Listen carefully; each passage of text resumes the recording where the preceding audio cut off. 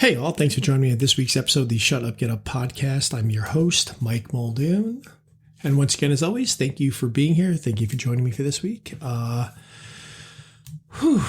This is going to be a tough one. Not because the subject matter is tough. I think a lot of it just is, it's been a really hard, frustrating week, maybe a couple of frustrating weeks. I didn't even think I was going to get to do a podcast this week. I'm kind of freestyling this one because I like to be consistent. I've committed to doing this, so I'm gonna stick with it. But tough week, process of making some changes.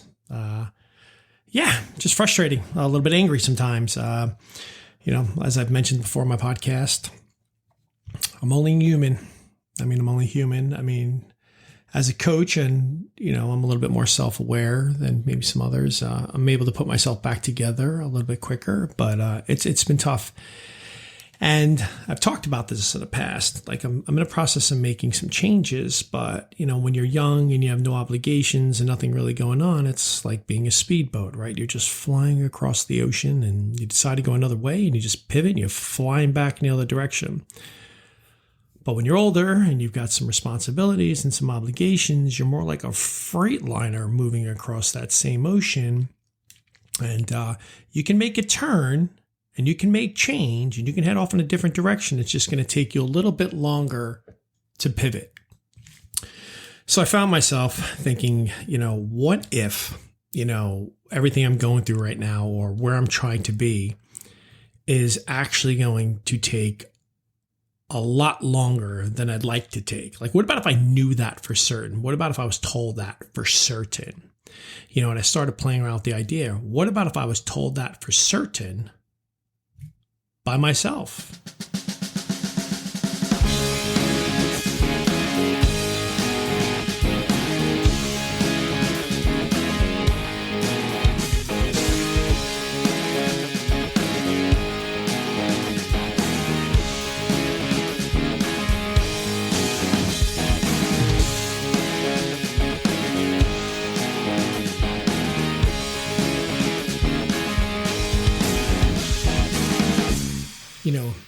We probably all thought at some point in our lives, what would we do if we could go back and talk to our younger selves? Like, what would we tell them? Well, I think for most of us, we'd say, hey, invest in Apple, buy Google, create all these other things right now that are highly successful. But let's just say you couldn't go back and you couldn't change anything. You could just go back and talk to your younger self and just basically tell them where you are right now and how it is. Now, I'd love to see a show of hands, but just be interested to take this to yourself. Like, let's just think you're 18 years old. Just think back to when you were 18 years old. Now, I'm 48. That's 30 years difference. What do you think? What would you think that your self 30 years in the future would come back and tell you? I think for most of us, we'd like to hear about all these amazing things we have accomplished and where we are in lives, and we're living these these incredible lives full with financial security and travel and whatever it is to you, right? Because, again, a lot of that stuff might not matter to other people. Money isn't everything to everybody, whatever it is to you.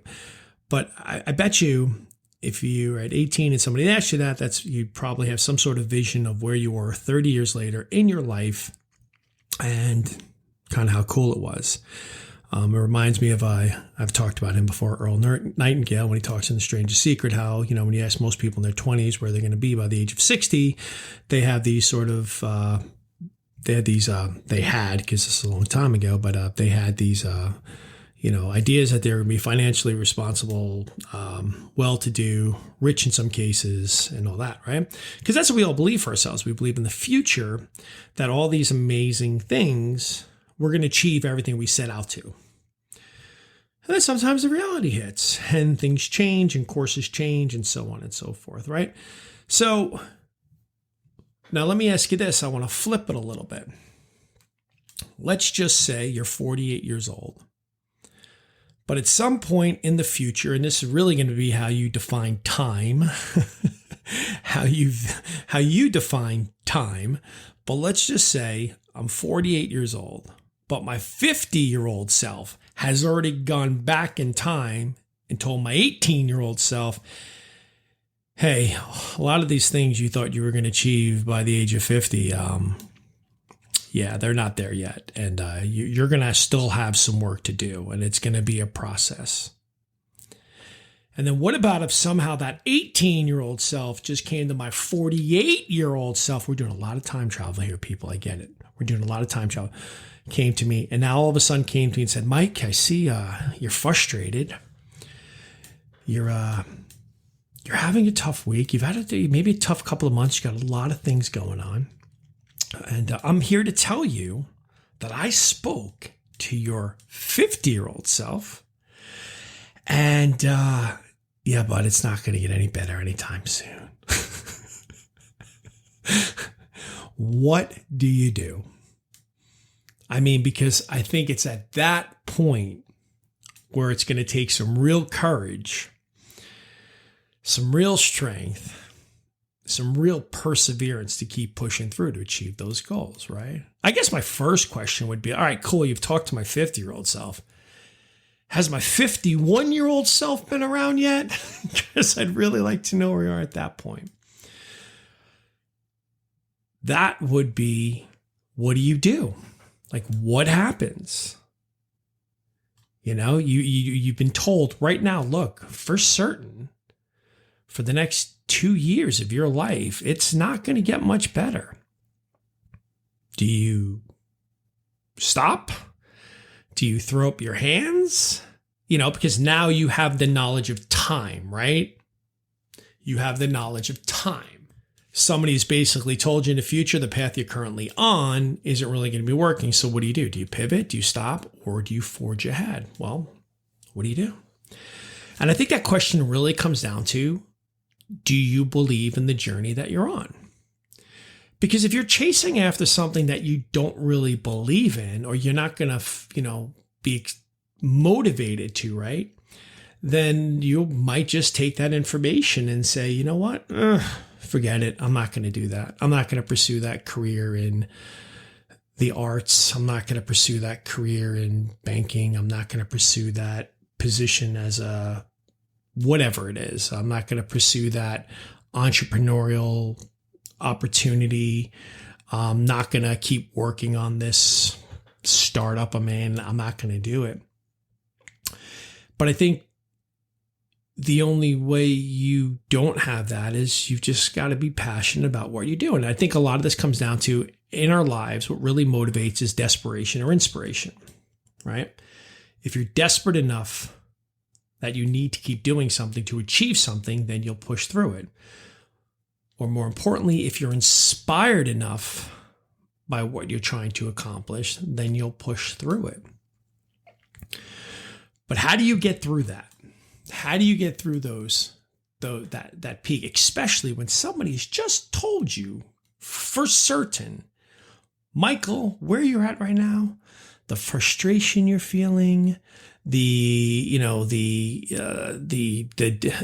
feeling of being maybe a little down right now, things aren't progressing the way you want. Just so you know, it's not going to change for 2 years. And again, we don't even know if it's going to change in 3 years. We don't know if it's going to change in 4 years. How do I keep motivated? How do I do it? How do you stay motivated? Keep pushing forward in the face of uncertainty. So I guess there's a lot of different ways people can go about doing it. But there's 5 that I've looked at that I kind of go back to. They're probably my core 5, so to speak. And I'm going to share them with you and see if they help out. Like I said, everybody's always got their things going on, and sometimes we need a little extra motivation to get through. And a lot of that sometimes just comes from by taking your eyes off of that goal for a few minutes and really just focusing in on the now. So I guess the first thing is to just try to look at the things in your life.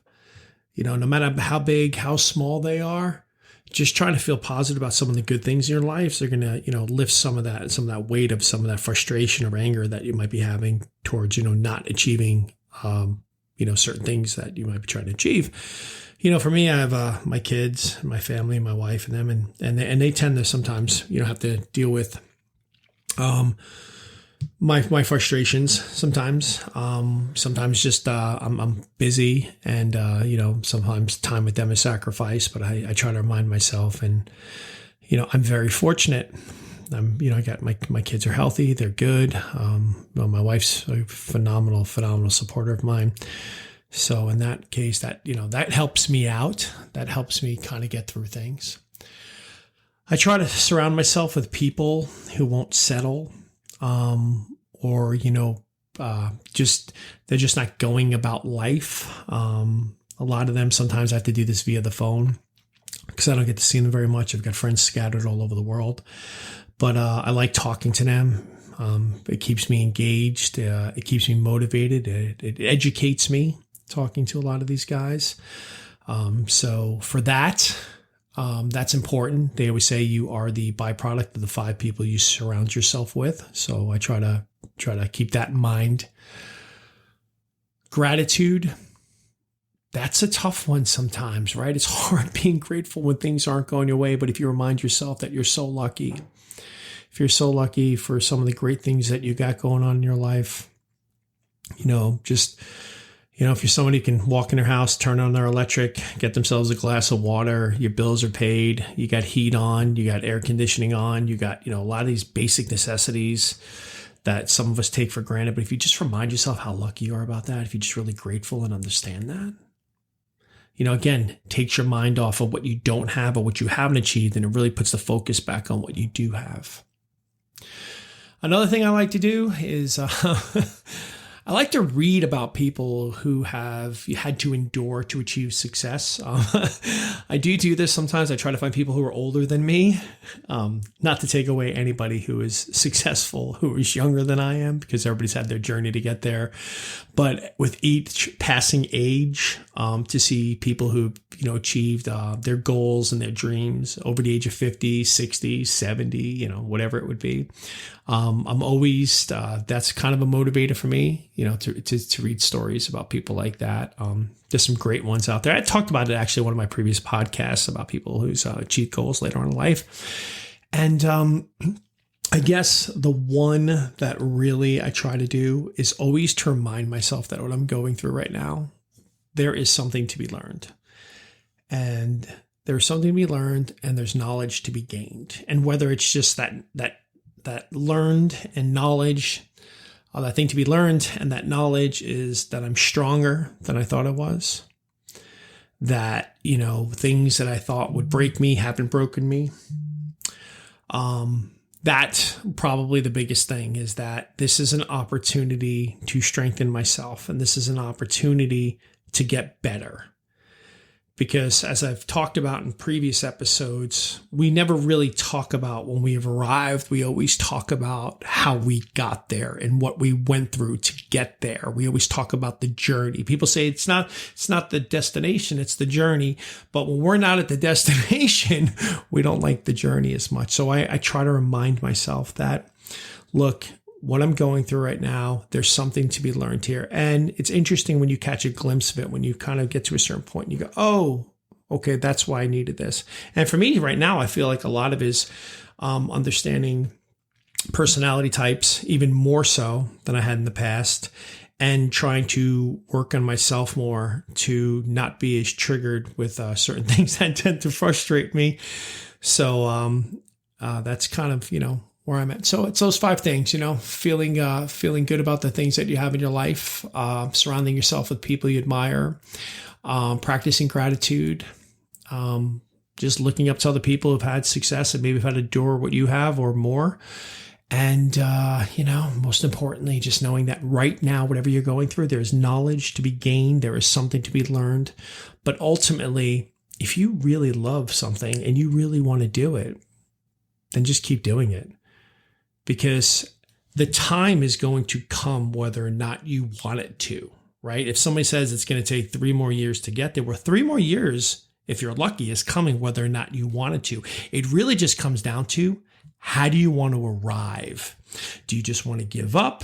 And suddenly 3 years from now, when you get there and look back, oh, well, that wasn't too long. I mean, I guess I could have did it. Or do you want to arrive and say, you know what? I knew 3 years ago it was going to take this, but you know what? Boom, I'm here. I did it. I pushed through. And for that, I am better for it.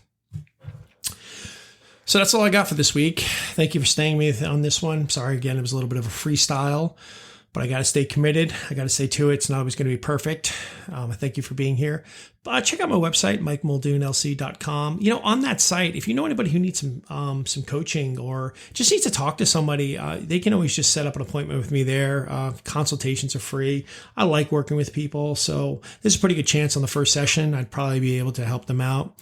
You can always go to my Instagram, Mike Muldoon LC, on Instagram, and check me out there. I try to keep up. I got to tell you, one of my weak points is probably marketing, but I try to share as much as I can there with you all. But follow me there. And other than that, I wish you all once again to have a great day and have a great weekend. And nothing but love to you all.